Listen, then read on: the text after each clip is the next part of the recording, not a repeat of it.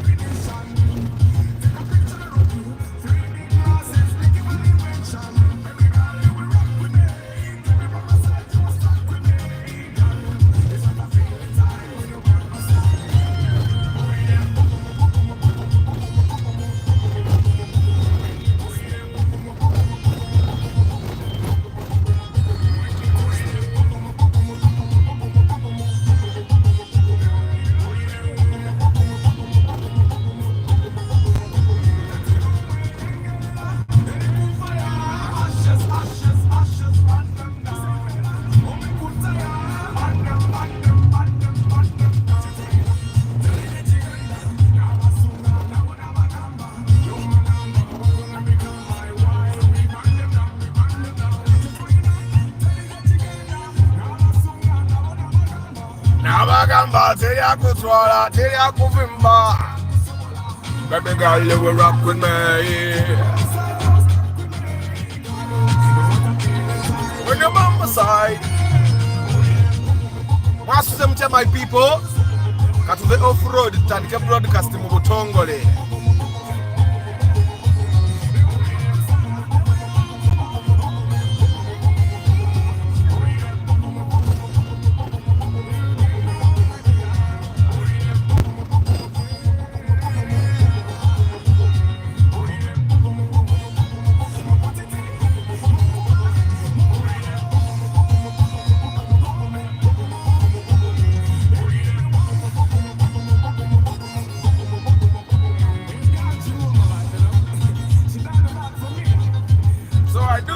beautiful thing for her. She give me warmth. Everything she do give me warmth, you know.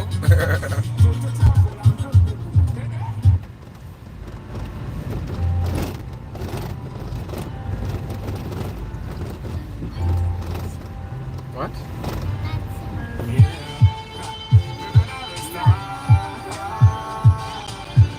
Okay, man. I woke up in a good mood. I don't know why I do, but I'm feeling so good like I want to hold you. When they can't quit a Kojaya can't. Ofugampola, Ogazit name, Manibadi Bunda Fugampola. I'll make you one, me make you one, me make you one, me. I'll make you smile. I'll make you feel. Good morning, people. Take you to my place.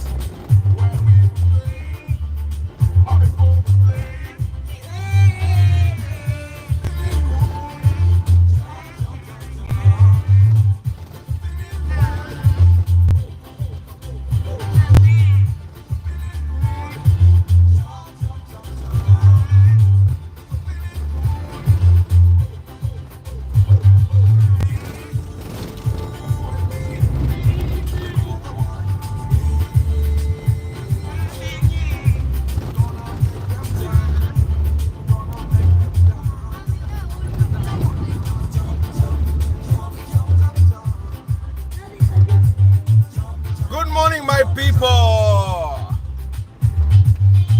pam pam pam.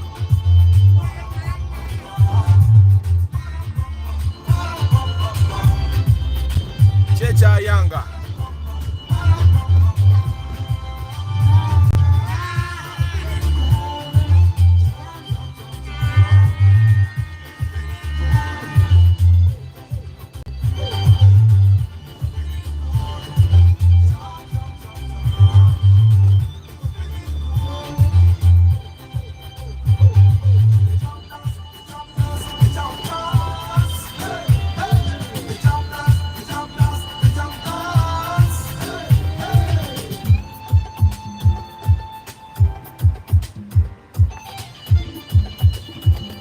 Where's my other kid?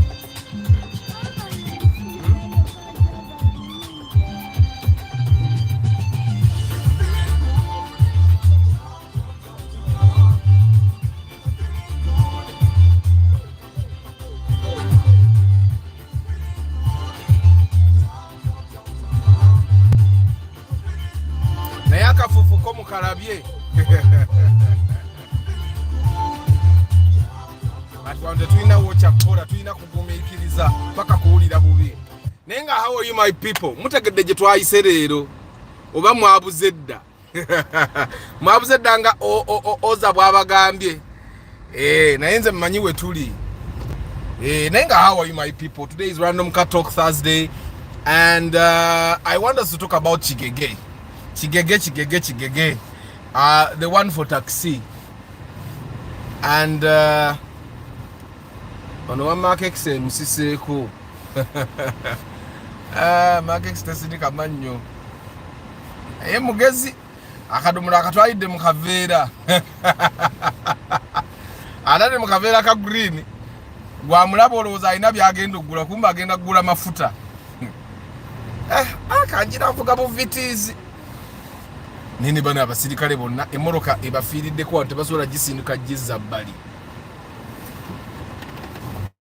Ne basalawo bakole ejjambo ebadde baleese kajjaamu awo. Naye my people, today I want us to talk about Kigeges and the situations that exist around Kigeges.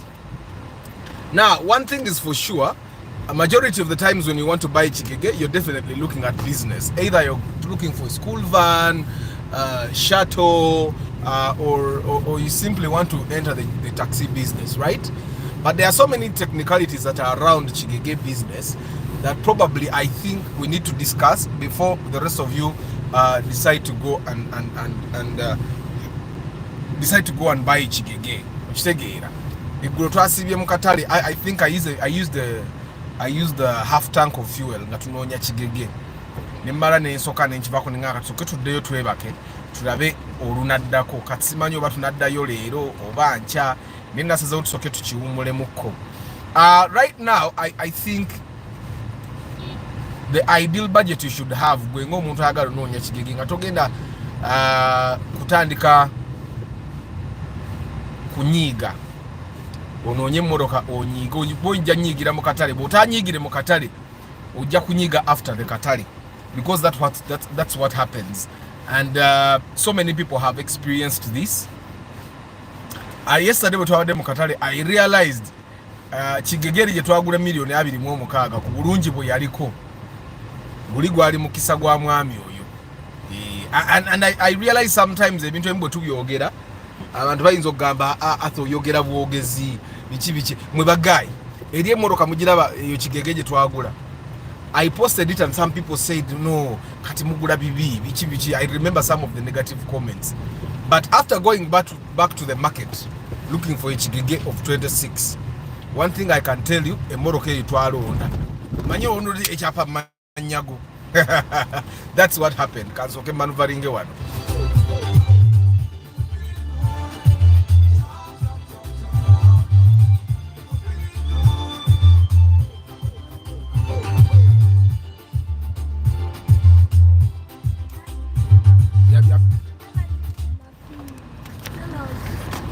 Nana, not eating your finger. You're a big boy now. Akaimba ko mukajukira.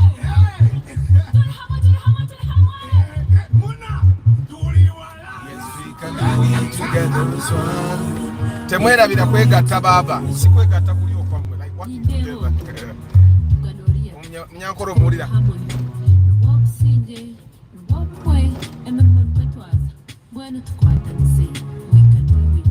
Uyo munyoro.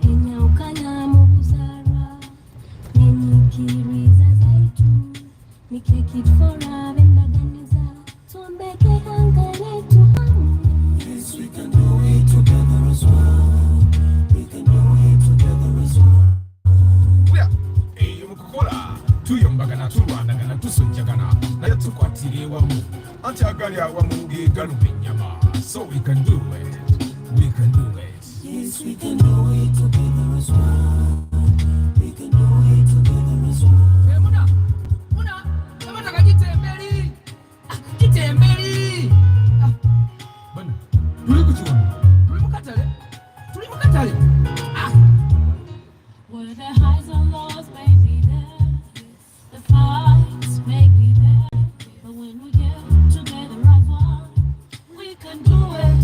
We can do it.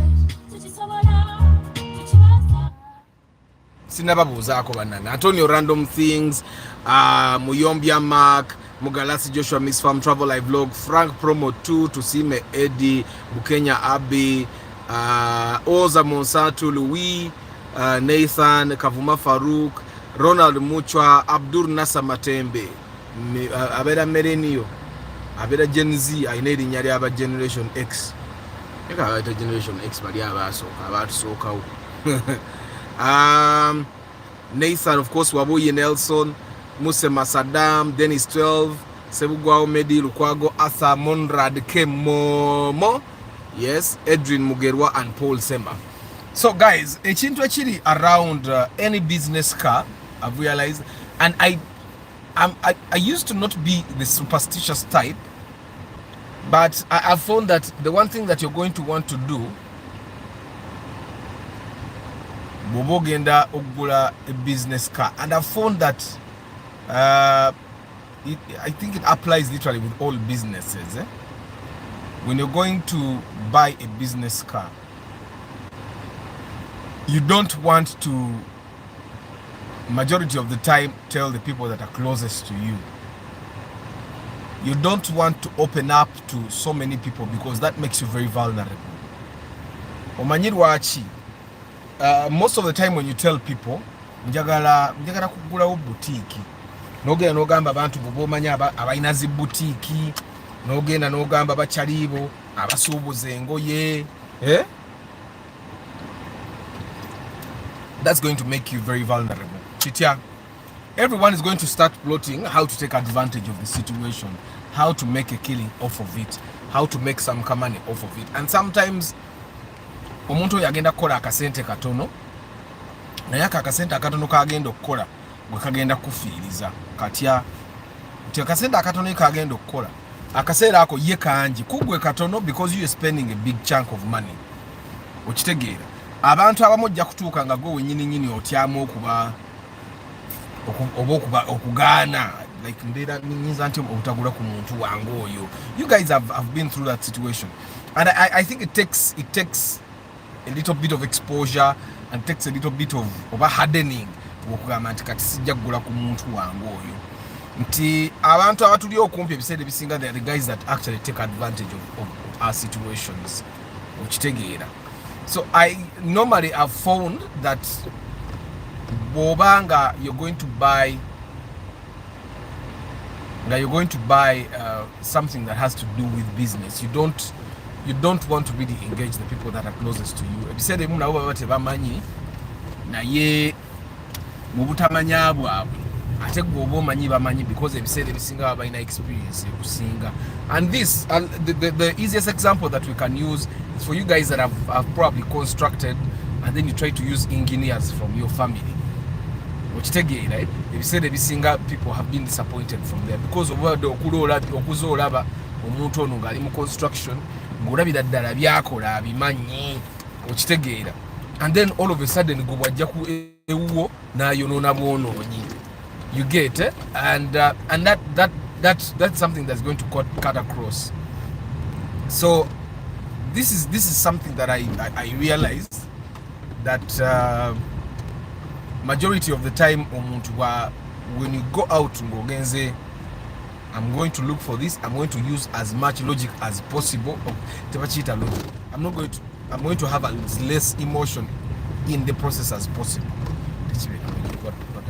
I'm going to have as less emotion as possible in the process of buying this car because this car is all about numbers.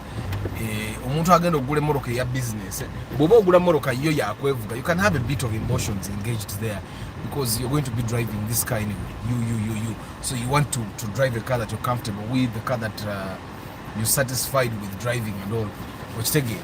But if you're going to be driving a car that has to make numbers, has to make sense with numbers, you are going to have to take as much of your emotions out of the process to be safe. Because the moment you don't deduct the emotions, then the emotions you use to make the decisions also will be the emotions that you'll find that the emotions are the same that are going to punish you because ebirowoozo ebyo byo bikomawo later on.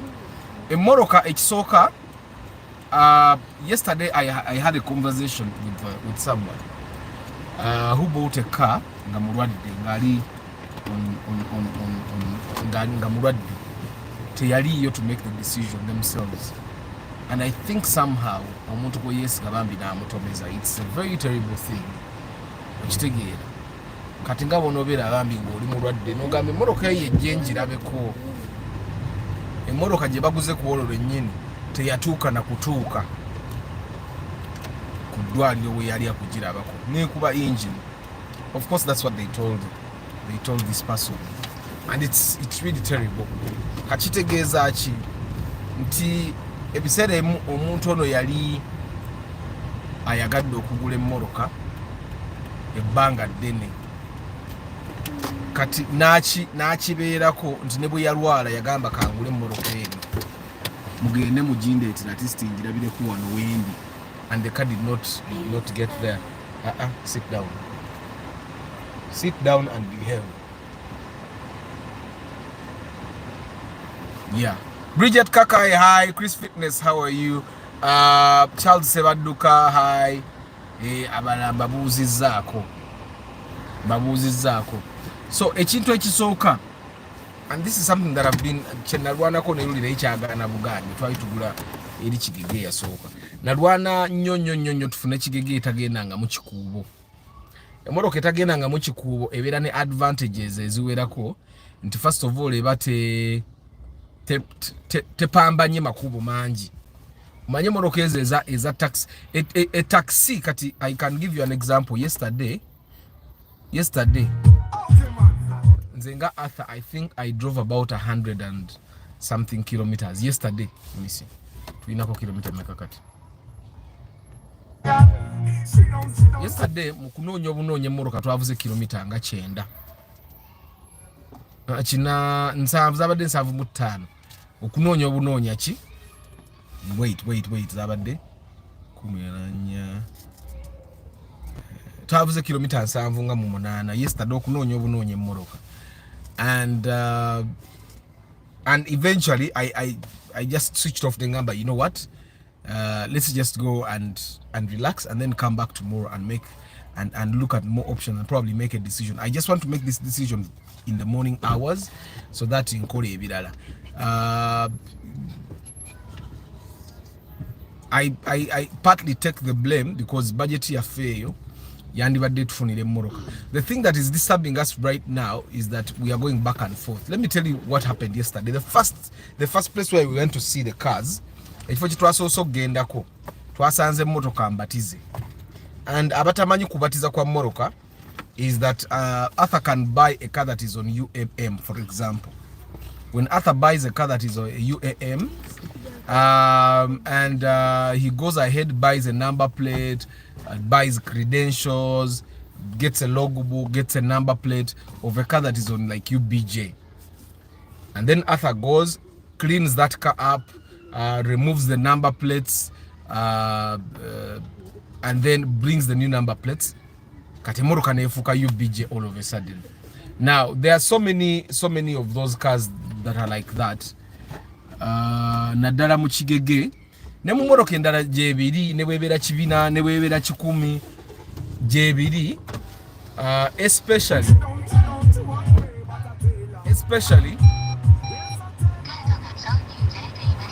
if you go to a place where bateme motoka ezo.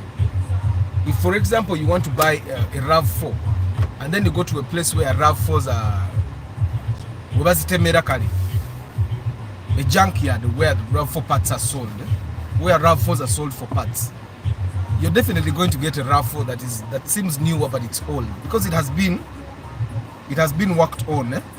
Nga bagikozeeko ne bagitereza then ne bagibatiza number, and that's the first place where we went. And the trouble with, and I want to really discourage you from doing this, the trouble with working with relatives, yo ntemoroka twasoso genda yabadde wa Uganda. He was a young man naye nga family member. Era I told yesterday twali tabula n'omwami mugamba naye omanye obuzibu bwennyina nti now we go to a family member. Saagala family member anyiige naye ate wabawo kyotuuka ng'olaba olina kikuba bukubi okitegeera. Kati ate bambi the other young man your business agibeeramu naye alina ebintu ebimu by'atamanyi. Kati ne moroka yo yabadde nga nkoli nga bagikoze bulungi ng'enjira. Then there is another car we went to twagisanze in the taxi park. Sanga in the taxi park, utugisanga in the taxi park yabadde ng'eriko ku namba nkadde naye nga yakava mu garage nga bakagikola. They had worked on it properly. Bagikozeeko bagiwadde seat covers, monyuma ebyo seat cover bateeka ku Kigege ebyo nga kwegamba erimu yagikoze n'agigulira first aid kit n'agigulira fire extinguisher kwegamba. Most of the cars in Kampala don't have fire extinguishers and first aid kits. So ideally if you find a car that has those things, then it's very easy for you to think, oh, it's in good condition because look, it even has these things. The interior was really good. Nga bagikoze bulungi. Buutu za Kigegezi bazigala bubi. Nga bagikoze ngigala bulungi. Basically it had been worked on properly, but the price that it was being sold, nga sente ezo nzibu za kujjayo, when you look at the condition of the car generally, nti the trouble that is with you buying a car that has been worked on, that has just been panel beaten. The trouble is that you're going to buy a car that has just been panel beaten, ogivugemu emyezi ena, then whatever was masked with filler, fiber and paint will come back out. It's better no gule mmotoka nga mbingo ogiraba nga mbigwe wenyini, you do an assessment and you say, you know what, I think I'm going to fill this place up, I think I'm going to redo this. I think it's better for you to buy a car that actually looks not so good and then you plan to redo it yourself.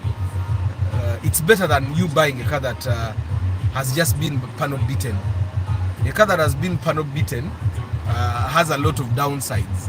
Tikumpi bulwamba teka ufira ngimoroka waba imoroka jora banga bagitegese gitunda. And that's the trouble that happens when you probably call people and you tell them njagala gula taxi. Njagala gula moroka nja kujencha.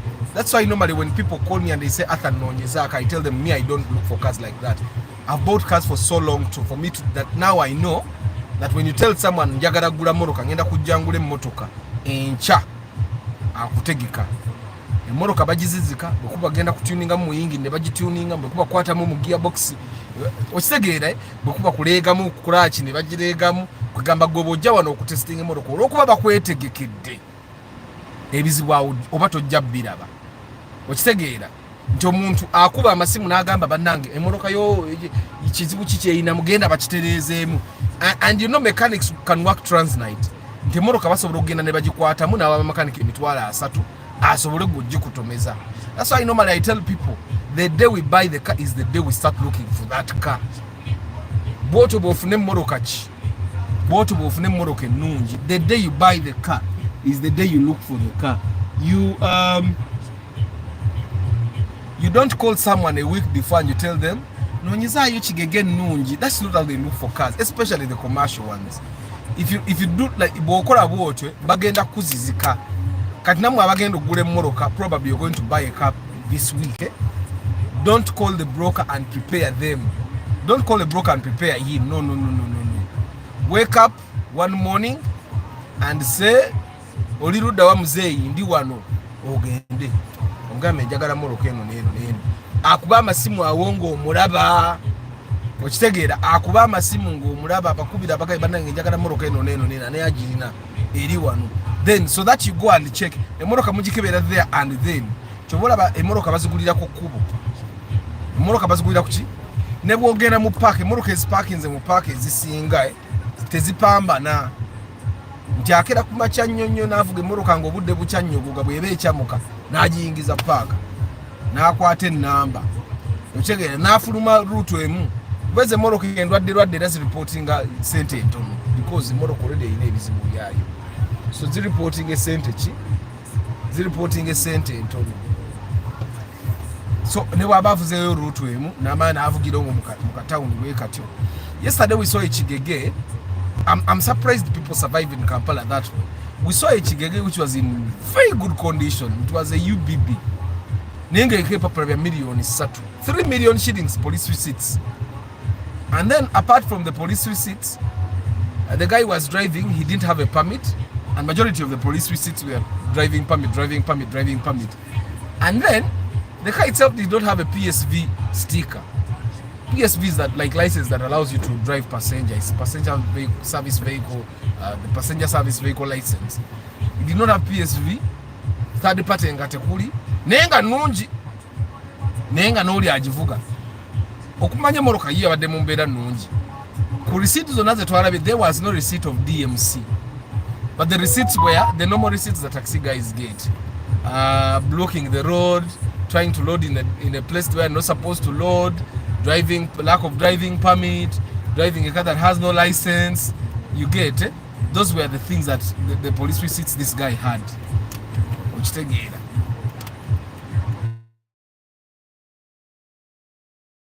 Ninge moroka nungi, everything. But this guy was selling it at 27, atenga tasara papula. And you know the thing that happened, bana emoroka eziri commercial ngenda kuongeza inspection fee. Eyo Kigege okumanya yabadde nnungi nempa n'omusajja omutwalo ayiwa abasaabaze tukebere bulungi. Ati marokebera ng'erina ebipapula bya ssente nnyingi. Senga teyabadde na ebipapula twabadde tugula ngule kuba yabadde nnungi nnyo. So right now I'm actually now forced to start and try to see the cars that is studying movie cool. I'm forced to try and look for cars in studying movie cool because it seems like most of the cars that were bought zali za 4-wheel ne bazikyusa ne bajjamu engine kati oliya efo ky'okukyusa gearbox akyusa engine ne gearbox ebya wansi byonna n'abikyusa and then they make it a total 2-wheel drive. That is totally normal abantu babikola. Why? Because a 4-wheel drive car is expensive to maintain, but also a 4-wheel drive car inywamu ku mafuta. okitegeera kuba eba ezito wayo nga yo kati bw'ogattako obuzito bwa gearbox diff biki n'ogattako obuzito bw'abantu motoka eba enywamuko.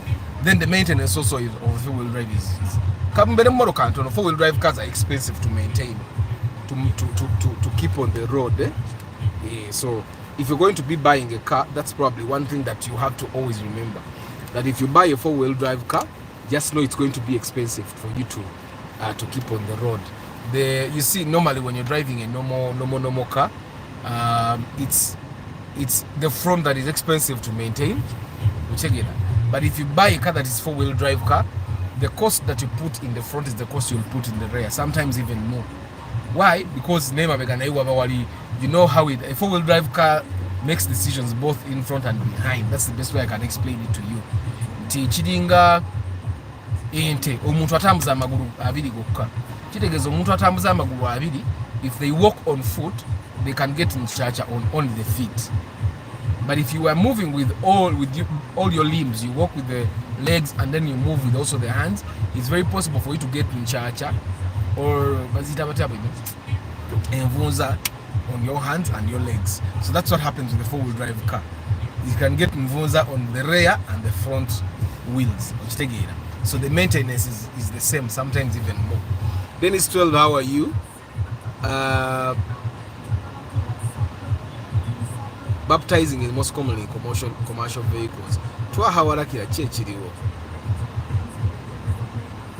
Edwin mugero okubatiza tekuli mateeka. Era the trouble with okubatiza is that lwogwa mu kiddo ekiri serious emmotoka tevaawo.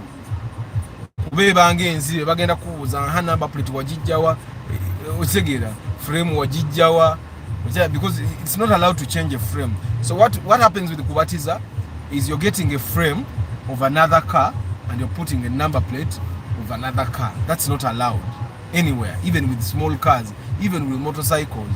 Your number plate is attached to your frame or to your chassis. So the moment you change your chassis, you're breaking the law. And what they do mukubatiza ochaba akoze aba akyusiza chassis, which is totally illegal. Uche never bikolere moroka nyingi kweziroko kubala ngambatize. But I find that sometimes ekibaletera okukola ebyo emmoroka ezimu ziba zaakola emisango. You can find emmoroka yatomera omuntu nedduka. Kati when that car bwetomera omuntu, it gets involved in very serious accident and nedduka. Bwedduka oli atema ntemi. Kati mukugitema gwagiguza agenda agiguza abatemi. Kati abatemi they realize that you know what, emmoroka ekya surviving a body nungi. Kati abatemi bonga bagenda bafunayo emmoroka eyagwa kabenje nga tesobola kuddawo nga UBB oba UBA nga bajjayo number plate ne logbook nga bajja nga babisa kwene emmotoka. Kati n'emmoroka eba tekyatambula ngeri yatomera. Ibe etambula nga ndala etalina musango. Okitegeera oba oli asobola okugula emmoroka nga nnyiniyo yamutama. Okitegeera nga takyabyagala najjako number plate n'ateeka kweno kuba eno ebiseera ebisinga ojja kwesanga ninamu. Emmotoka ezo taxi oziraba zikutuka chases. Let me show you something here. Ekigege tuli maaso mugiraba. You look on the left. It's the left ne wali face y'omusajja. Wali face y'omusajja mulaba Kigege eyo. Mugiraba nti erina akantu akayiseemu wali ku bbuutu. Akayiseemu emabbali. Okalaba akantu akayiseemu emabbali.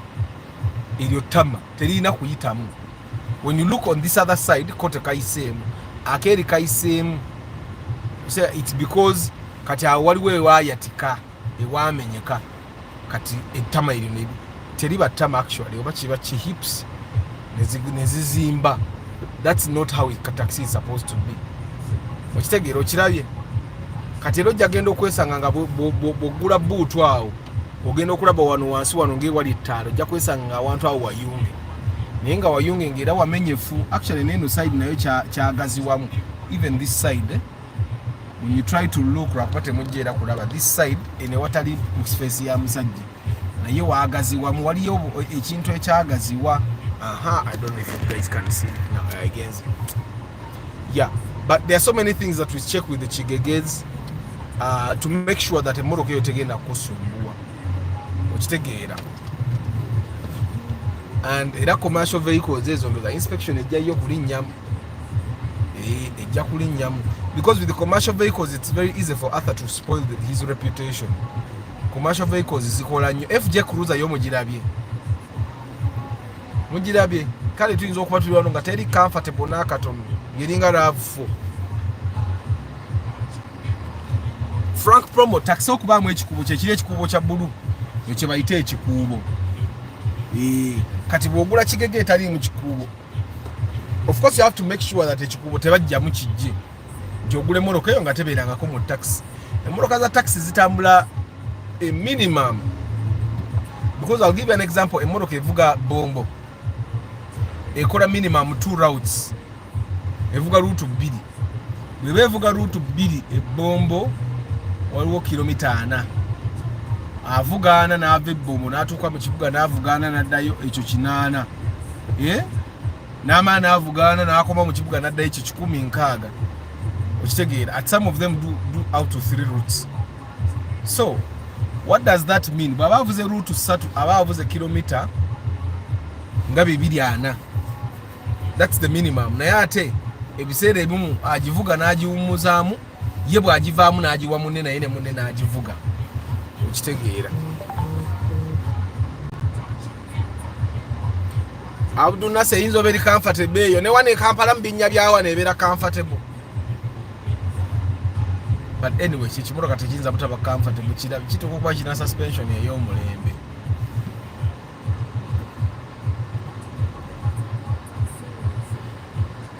Enkyakya is not envuuza.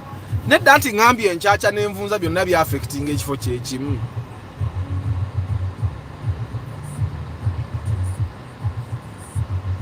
Good morning, Toddy Ronald.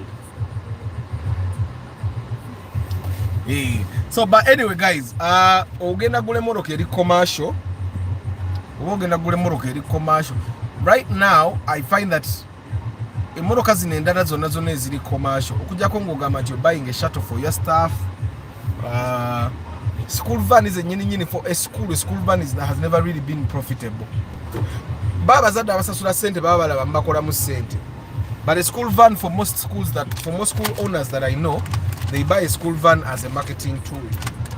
But a school van has never really been profitable because the school van also brings in the costs of a driver.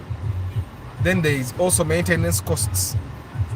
School van it has never really been profitable. So whenever you can have that school van,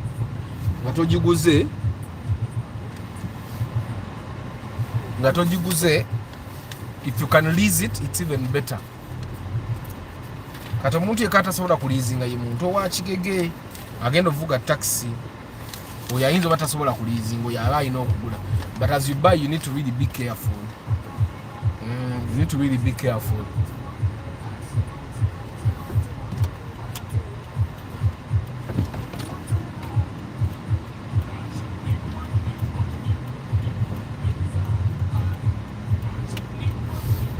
When the careful nga nyingire kubo banange. Me, I found that the reason why I be so careful on the road is because I know the trouble that comes with you not being careful. Kati ngenda kuzaawo after genda kozeseza gulu mu inspection. Remember you guys naganyweredde ku luno oluguudo mukijjukira. Kati era ngenda gazaawo. But you guys kawundo 215 endabikidde bulungi njirabye wano. Ate erabika bulungi nnyo nga simpanike. Bw'ogiwanika erabika ate efa. Erabika bulungi ng'erina obupira bwa low profile. Low profile tires make it look really nice. But the FJ Cruiser is nice. The FJ Cruiser yameka.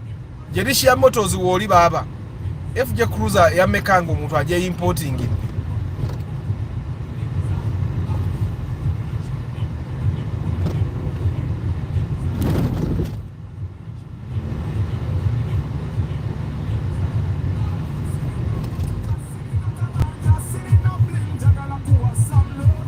Random car talk, guys.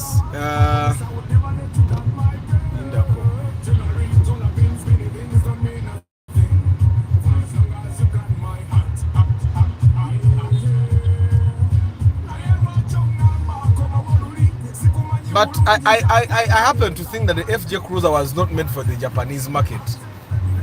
Aba Japan nga babala nnyo bannange. kino ekimotoka kiri too luxurious. Olaba ne Land Cruiser, I don't find that Land Cruisers to be luxurious. I find that they are utility vehicles. They are really real utility. Which take it. This has a bit of luxury to it, even the way it's designed and all. Era kubanga munnamasaka ye yagigula singa kati n'amatala gonna galina gaadi. Naye kati ono munnakibugu ono. Brian Wanyama, good morning. Samu Kayongo, good morning. Arthur, why are those Kigeges written on their number plates on all the sides? It was mujukira Kigege mu Kigegomo waliwo. There is a time when robbers used to use the Kigege to rob people.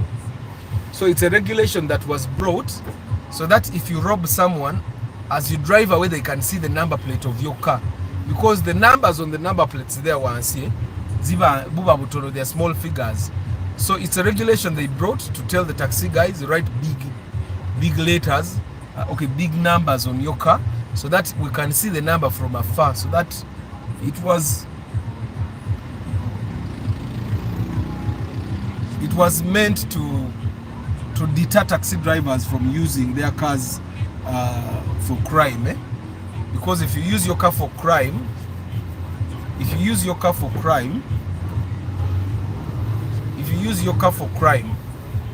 kati olabe ne moroka eyo field esobola okutomera omuntu nedduka enamba netuba netugiraba nga teri clear. But if the number UBK498G was written bigger on the boot of the car, ne bwadduka tumulaba. So that's why the regulation came eyokuwandiika numbers mu side na wa mu taxi. But I think ate ba relaxing because now the Kigeges don't have those numbers. Okitegeera naye abasajja ba taxi babbiranga nnyo abantu mu taxi omu. You find a taxi ng'enoma abantu mukaaga n'otuula ne bakutuga. I work with someone that experienced the same. Bamutuga ne bamujjako buli kimu ne bapakingaza ne bayimirira somewhere ne bamujjamu.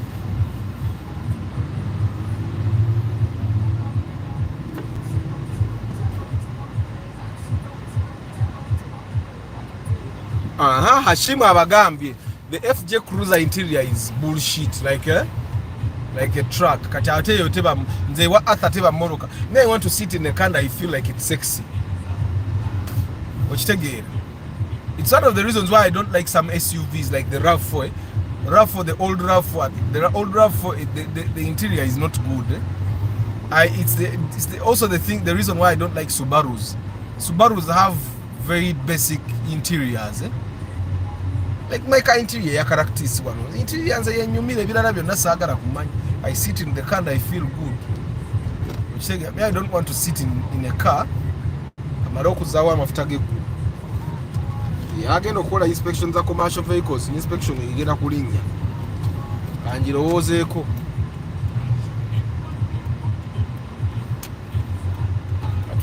Katuzeewo. Yeah, so guys, random car talk tuine dakika zaffe 16 tukikutule mbasiibule nsooke ngende nkwataganye ku bintu. The Land Cruiser is more of a luxury car than the FJ because the FJ interior was inspired by Land Cruiser N77s. But the people that drive the Kluger Chiringa train, I actually find, you see, the Kluger is actually much more comfortable than any of those Subarus that you guys like. It's better than any of those Subarus that you like. Steady? Kale bwekikoona ng'ojjamu.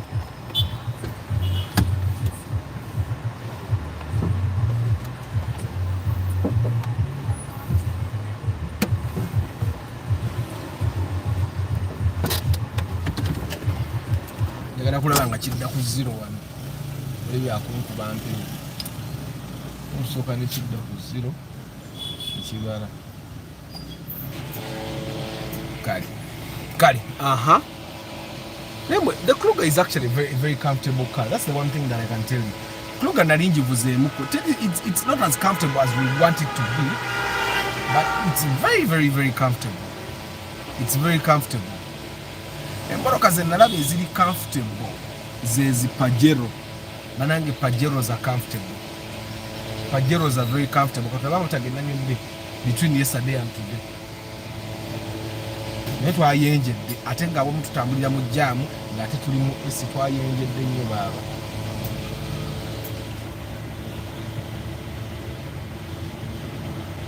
emitwalo 8 mwenda oba ekyuma kigaliwa bbali nakyo 10 rounding off emitwalo 10 that's let me see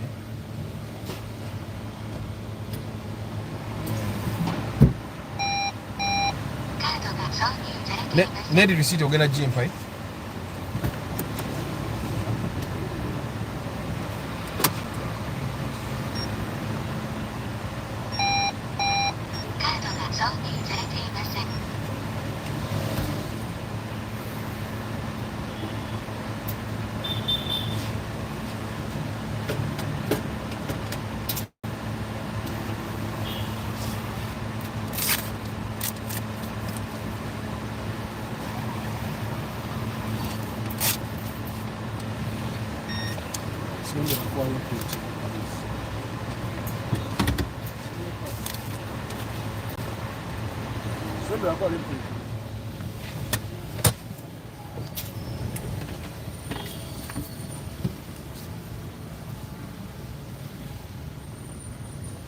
Good morning, Arthur. Badange, Madam loves the car you inspected. The mechanic you gave her, she tried to call and thank you, but you don't pick up. Let me thank you on her behalf here.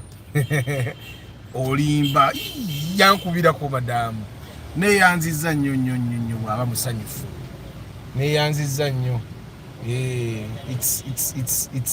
It's nice when you appreciate it. Neyanziza ate Ray, thank you for thanking me in public. Neyanziza, I think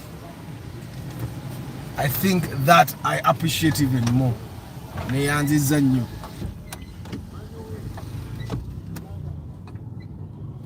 See, but this resetting the odo.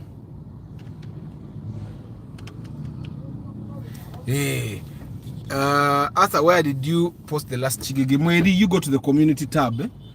If you go to the community tab, you scroll. I don't even remember what date that was, but I think we bought the Kigeges around January. So you look at the posts in January. It was a UBC. Nekakati eri kubala. Eri mukola ne mama. Emotoka ate kati bwoba weeronda munga Arthur emotoka ezimu tuzikebera nga amazima gali nti egenda chamuka nga omuntu wa bulijjo ayinza obutakiraba naye nga when you hire Arthur to check nga nze njirabe emotoka ejja kukyamukako okujja ng'ogenda bogivuga town service nga muvuga kilomita 5 omyayi wa driver nayimira ku petrol station ne bajjuzaawo amazzi. But if you don't drive your car like that waliwo emotoka ezimu zojja okugula nga bwoba ovuga for example vuze ogenda nga Mukono nga sure deal emotoka eyo egenda kusikako egenda kukyamukako, and those things happen nga tekyamu sente erina kyebadde naye nga sure deal emotoka erabikira ddala nga egenda kukola ki naye nga wogitunulira bwoti emotoka nnungi.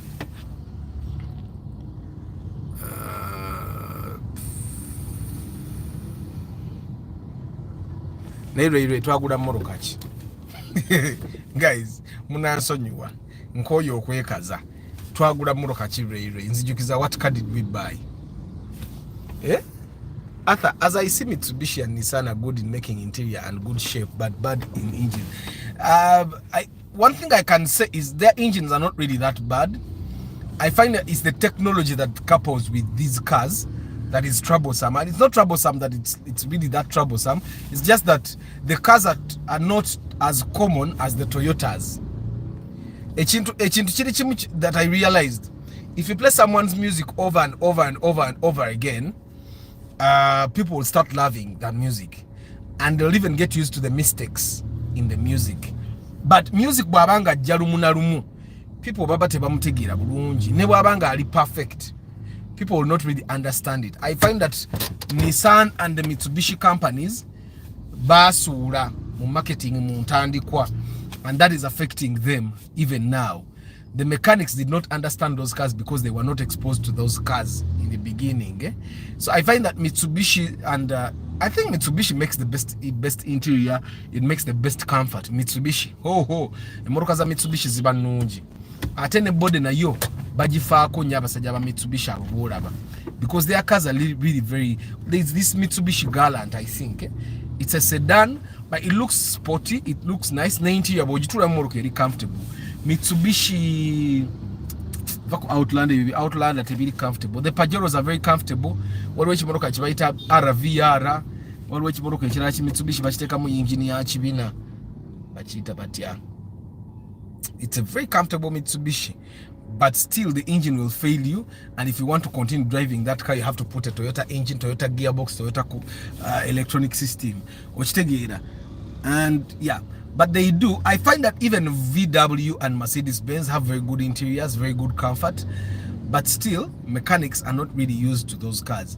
Atenje okubulira amazima neba makanika abasinga abakanike morokezo the European cars, some of them nabo bagambolinga. It's just that atuuka because abera jakola yoka. That's why you find that most people that fix the European cars, that's the only brand they know how to, because it needs you to concentrate and really study that car.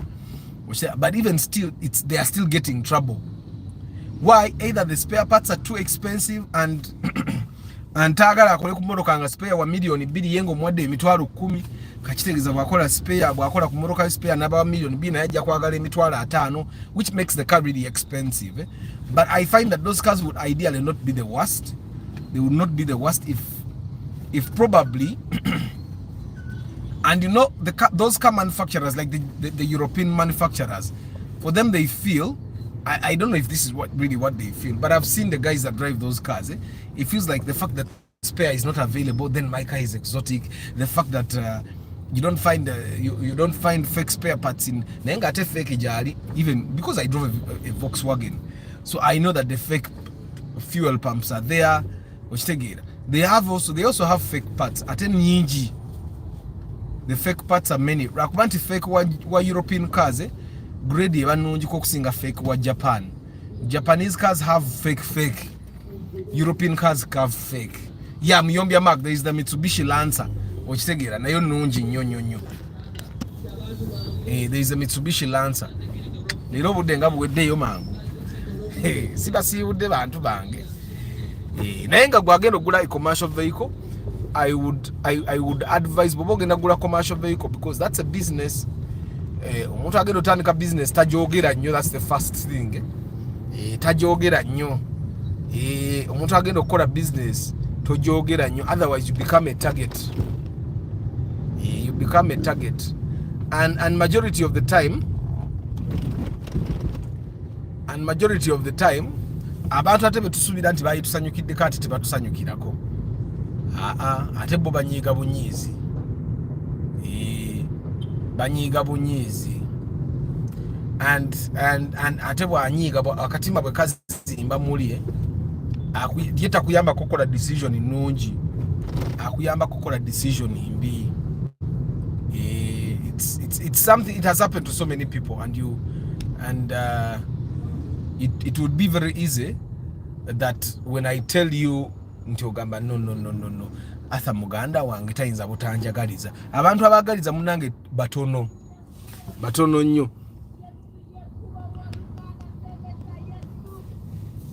Antonio Random Things, Muyombia Mark, Mugalasi Joshua Mix Farm, Travel Life Vlog, Frank Promo 2, Tusime Eddie, Bukenya Abi, Oza Monsanto, Louis, Nathan Kavuma Farouk, Ronald Muchwa, Matembe Abdul Nasa, Wabuyi Nelson, Musema Saddam, Dennis 12,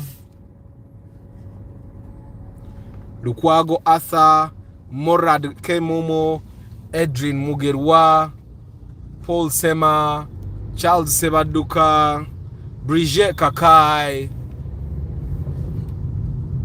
Twaha, Walakira, Muli Mutia Banangi, Muli Burunji, is the day taking you proper. Listen, I'm not complaining, I'm healthy, but I guys bobedanga to inawa kuruma webazenga mukama. Icho chechi tubera ongo uchebaza mukama. Bato inawa kuruma. Ate bato inawa kuruma for exercise now. because every piece of exercise you do helps your body stay a little bit healthier.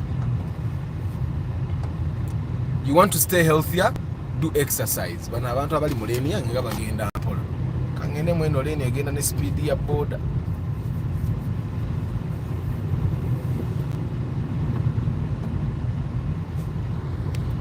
Todi Ronald, Brian Wanyama, Sam Kayongo, Nathan Nakumaze ndowooza, Marabai, Africa Carota,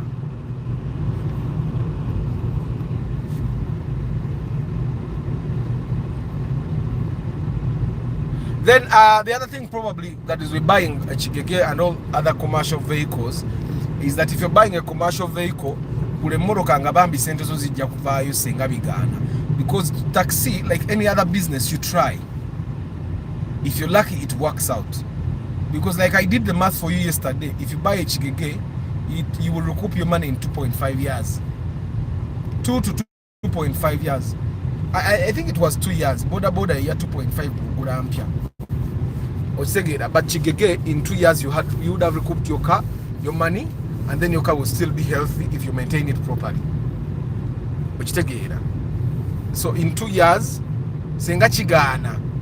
And normally okumanya ati chiganye moroko inojireka kukubu for like a year and a half. So you just have to make sure that moroko yo bochigula. Kati muna bya Kigege to iseke yoteri muchiku iri ku school van munje yimiridde. Kati iri ku UAU. Kati Kigege etakola taxi. UAU is equivalent to like a UBJ eri ku kubo. Wode eri ku UAU. Wachigeera Emoroka etakola taxi ebera ku UAU nga it's equivalent of a UBJ that is on the road doing taxi. Why? Because ye ngendo zekola si ye Kigege zekola. Ne maintenance je eriko si ye ya Kigege. Kigege, the other thing that happens with Kigeges is service bakola ya 30 minutes moroka esobola okudda yekole. Abasajja ba Kigege ebintu bimbayiya, and I'll tell you this, omuntu agenda okule moroka eri commercial beera nga okimanyi nti ebintu ebimu jasanga babitetenkanya nga olina kuddamu kubikola. Okitegeera, like bayiya nnyo springs ezo, baziyiya nnyo spring emenyekamu n'agizaamu n'agitetenkanya n'agulayo ebitundutundu awo. Okitegeera, so it would be nice for you to always remember that. Can SUVs give 10 kilometers per liter? Yes, it depends what SUV. They can. You can buy like a hard kaundo of the 1.8 liter kaundo. Jeri, yesobola kuwa 10. Yesobola kuwa 10. Kaundo air 1.8 liters. Then nebo funa RAV air 1.8 liters. Yesobola kuwa 10. Nebo funa. If you got a hybrid vehicle, all hybrid vehicles should be able to give you 10 and above. Like the Camry that is the hybrid Camry normally gives between 7 to 10 because the engine ran nene, which take it. And then there are those cars that were made to to be luxury vehicles, like the Camry bojitura moji wuliranga moro kanzi kumivu, which take it. Bojitura moji wuliranga moro kanzi kumivu, so it should give you 10.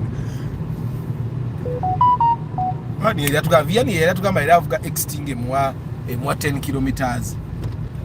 Aizo bano yali viani nga yali atugamba nti yali avuga extingue mwa 10 kilometers nga mukyala we nga ina moroka kye ya Toyota nga ate yote zimuwa. Okitegeera.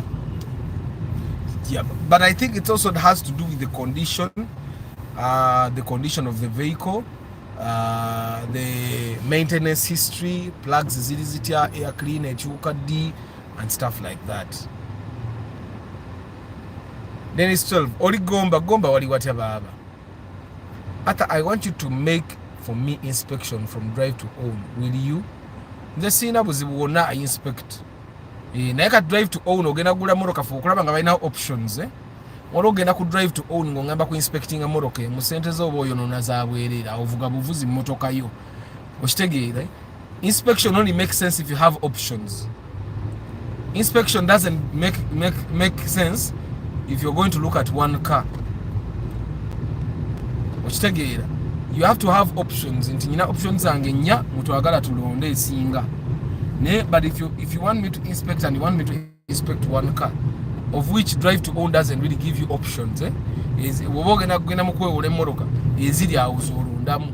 So just first of all make sure that you have options there zogenda okulondamu.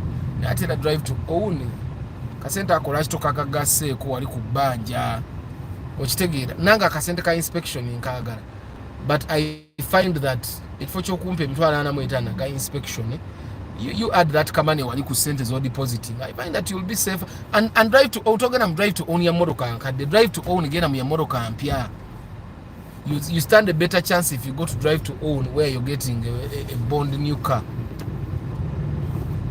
Okitegeera, where you're getting a bond new car. Don't go to drive to own where you're getting a car on UBL. That's a bad decision, my brother. And if you're going to be going to the bond, omuntu agenda bambi okujira emmoroka drive to own already ndaba you're disadvantaged. Nze njaziri of course bunompita ngozimpa nja kuzirya sijja zigana naye man,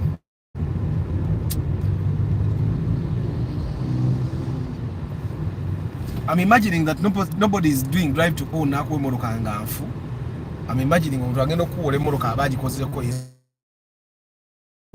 kubanga omuntu oyo agenda kukola sente nyingi, so kitegeeza emmoroka eyo aba ye mwenyini yagikozeko inspection ya drive to own. Kaka sente sijja kagana, but man, drive to own is already putting in a disadvantaged position. The Mark X agenda kuwa 7 to 8 kilometers. Ogenda ku highway sobola ogenda as much as 12. Naye nga Mark X gigule ng'okimanyi it gives you 7 to 8. Emmoroka ezimu ezo Mark X zikuwa 6 kilometers per litre. Okitegedde baba? 6 kilometers per litre. Kitegeeza ne ku highway zikendeza kuba ku highway eba tenywa nnyo nga bwe yalinywedde mu town. Yeah, but just know you're going to be doing 6 to 8 in normal driving, and on the highway it goes to 10. It can go as much as 12.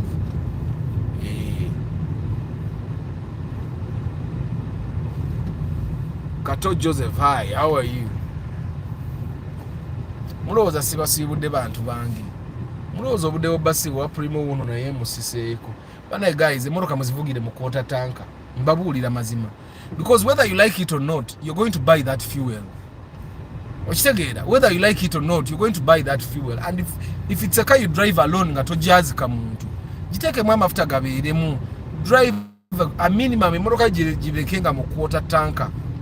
Mulekerawo okuvuga akataala. Okitegeera, mulekerawo okuvuga akalimi. Sikyabisobola nze pressure eyo. Anyway, sikyagala bintu binteeka ku pressure nze nga Arthur. Sicha mafuta gokka, everything sagala bintu binteeka ku pressure. I try to plan as much as kati emmoroka ne webe enywenya mafuta bonoteekamu ebiri mbunekendeeza tejja kendeeza. So the one thing that I would recommend you do is emmoroka mugitambulizenga mu quarter tanka. Buli lunaku emmoroka giteekemu amafuta ebeere mu quarter tanka. Bazuka mugirabye awo kane ekyo kireka kikuba ekikompolo ekyo. Mwe emmoroka gikumire mu quarter tanka, genda onywa amafuta oteke mu quarter tanka, bw'omala oyongeremu emitwalo ng'esatu. Kati egy'esatu obeere ng'ogiteekawo buli lw'ovuga ng'oteekawo ebiri oba esatu, emmoroka ereme eva mu quarter tanka, so that there is no time, because emmoroka zitera okusika ku bantu bwe bagwa mu jam, when they find jam that they were not prepared for.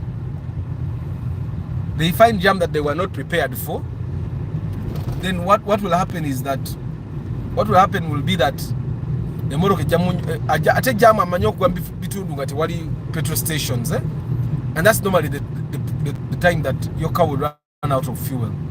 So I would recommend emmoroka naawe nyini avuga emmoroka essaawa eno, emmoroka bwe bateri mu quarter tanka gibe emitwalo nga 8 ba 7. Emmoroka ezimu n'emitwalo 5 gigitwala mu quarter, kati nga VTs mitwalo 5 quarter tanka, mitwalo 7 half. Okitegeera, so genda oteeke emmoroka yo mu quarter tanka.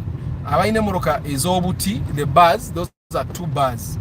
2 bars is a quarter tank, and never allow your car to go below 2 bars.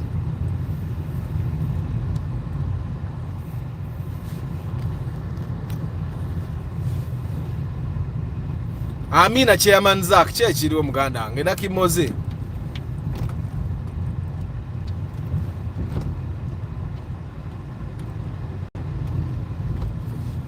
Sino truck has cargo trucks that are cheap. I think Sino trucks come new. That's normally the trouble.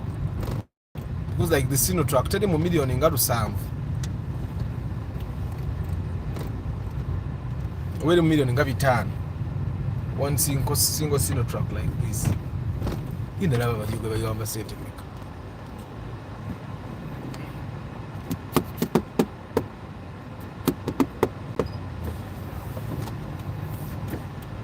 Nathan Markex was ever called Abandabe. Now Markex in Jagalo Jivugamu naye. And someone has offered me a Markex to drive it for a week for free.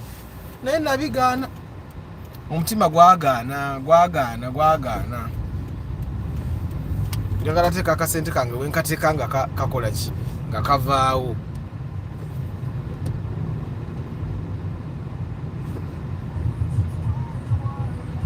Sino trucks a million chikumi. Ngo yala isi. Sino truck enene nolole. Musajja gwe.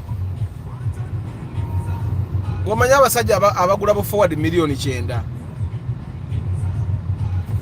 Lwaki baba tebagula Sino trucks million 10.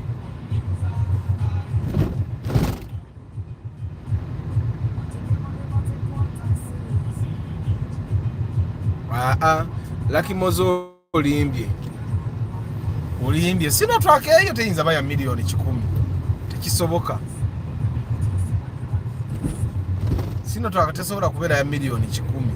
Abasajja bali tebakyagula forward, bali tebakyagula 1000 because emmotoka ya million 10 kitegezo wayo million 5 ne bakubanja. Okitegeera. Tesobola baya million 10. Actually I'm going now to ask. Mbadde sikiwanga budde. But I'm going to ask.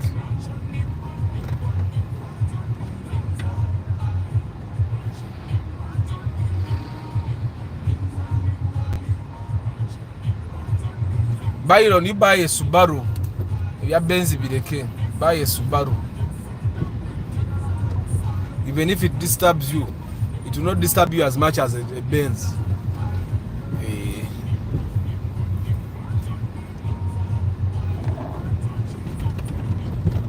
Sino truck eyo senge badde million 10 senga abantu bonna balina Sino truck. Nze nkubuulira. You know how many farmers that I've seen that have 100 million and they are still figuring out which car they can buy brand new nga teriyo. Sino truck webera nga million 10 nga mpya. Fuso fighter Thank you Adrian. Spacers or Cold Springs? Both. Simple Tech. Both. Use both. Me, I use both. I use both the Coil Springs and Spacers. In all my cars, I use both. Ate Corolla ringa Land Cruiser, Corolla.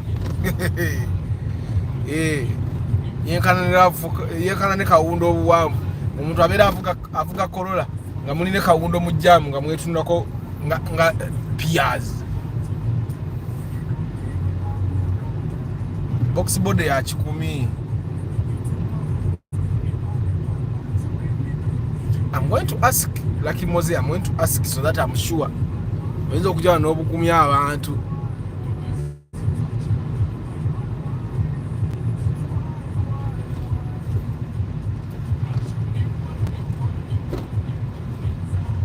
Neka tulachi abantu tebagula brand new cars if those brand new cars are that cheap. Good morning Solo Extra. Nsereko Samuel.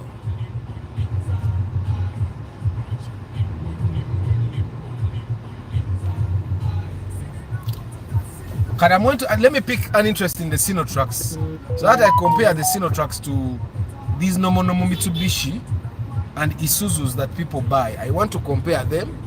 I'm going to come up with a report, by the way, a very big one.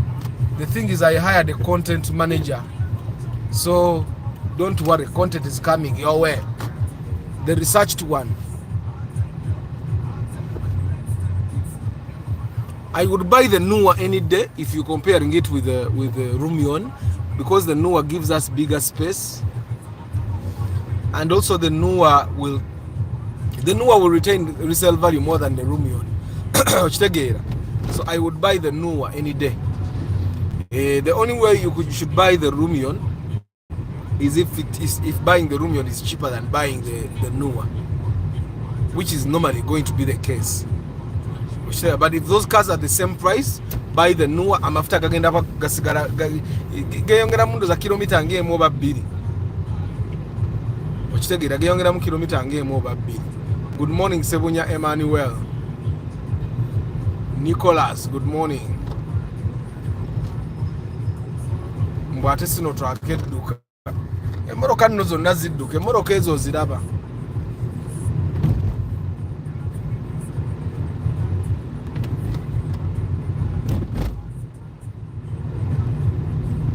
Ate awo Antonio katutandise kutulinda 2.7 olimba Antonio milioni 2.7 ozimanyi nga sente ziba nyingi ezo milioni 2.7 270 million.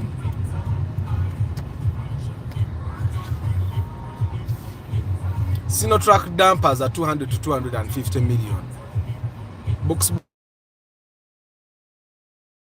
bode chikumi.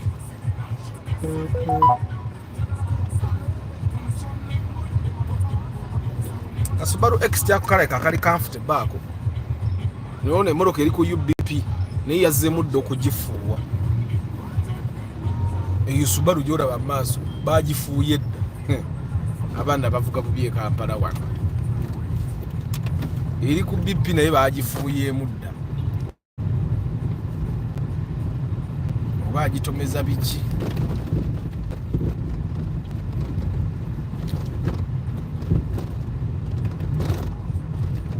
So bana bagayi ani gwe sisibudde nze kyemanyi mwe namba sibudde bantu bange kati wano network ne bwe tujjako naye munyumirwe ekibuga mwe mumanyi kye mulimpa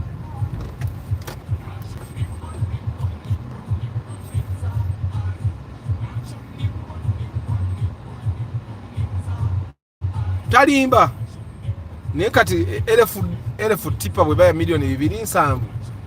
There is something that the elf has that the Sinotrack doesn't.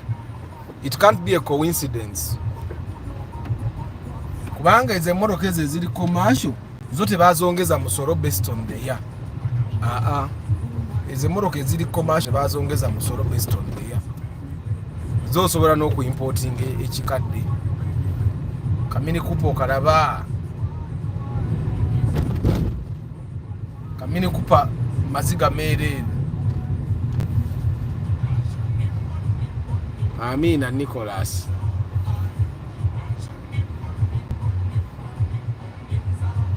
Mukasanjo gede ne bantu mwabagala Subaru namu. Muchisusa. You people have the Subaru and extend it. Muchisusa. Subaru is just a car, you people. And people have those RAV4s. You know, muntu akagala very soon yagenda kujja kagula. Akobweka tetugenda kanonya. Niye mama nako kali mu sente kati ako mukalaba akaka that's a UBC asatu mutani yo jolaba yurafu ye tuli masi asatu mutani atenga nazo inzo kubira nazo nojinonya ne kubula nga buli ajina tatuna. I don't know what you guys love about RAV4s. Yeah, I don't like them. Me, I don't like any car. Me, I just live what takes me to where I have to go.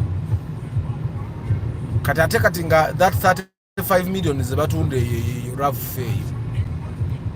35 million is about unde RAV4. Ogatako sente etono nnyo nofuna Alphard.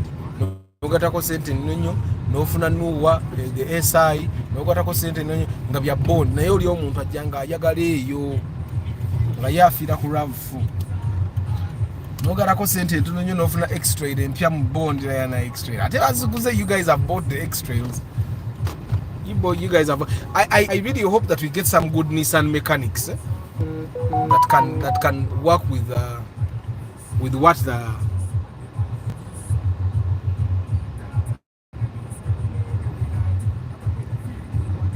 tukwate bulunjo ndozo olabye Joshua abadde agamba Sinotrack tipa ya 2.7 abadde tagamba elef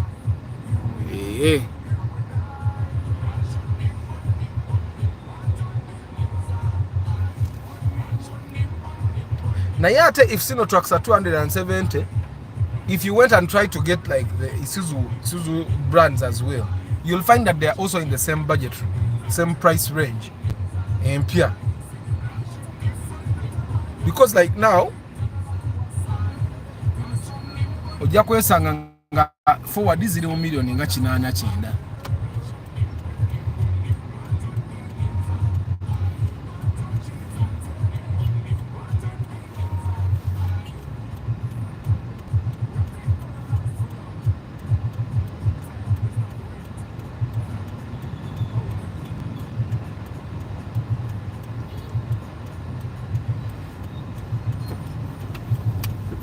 Banayinza embeera careful nga nvuge wali ababoda waboda ayinza okujja n'akulubula emmoloka yo, a damage that cannot be repaired. You know, omuntu bw'ayonoona ettama osobola okugula eddala. If they spoil the bumper, you can buy another one. If they spoil the door, you can buy another one. But there are parts of the body that cannot be bought. Okitegeera nga balina zissaako fiira. Ate me, I don't like fiira,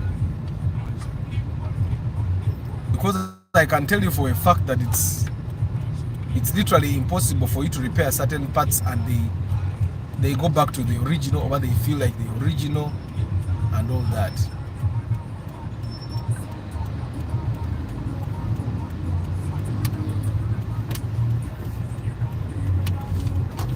Kale mwabantu mwe bali kubera ku broadcast, siba taking up for granted. By the way, I don't take it for granted. I really appreciate the fact aba multiplex mbana abakuba ebyuma betegese kubuka ko baga kasabagambe mu kikuba ekyuma nga badduka. Guys, thank you very much for being part of the broadcast. I don't take it for granted. Thank you for taking the time and your internet and your energy. Thank you for taking all that to make sure that you are watching for the love of cars. And thank you for always being here every morning. Thank you guys for recommending me for thank you for recommending me for inspection gigs. Thank you for recommending people to come and buy trackers from me. I don't take it for granted. May the good Lord bless you today. I'll see you tomorrow. Tomorrow, Big Question Friday. Thank you for adhering to the rules and regulations of this place. Enchanja bala banga ate tuddamu ebibuuzo bisobola kuddamu abasobola biddamu baba weebali kitegeera. May the good Lord bless you. Ciao.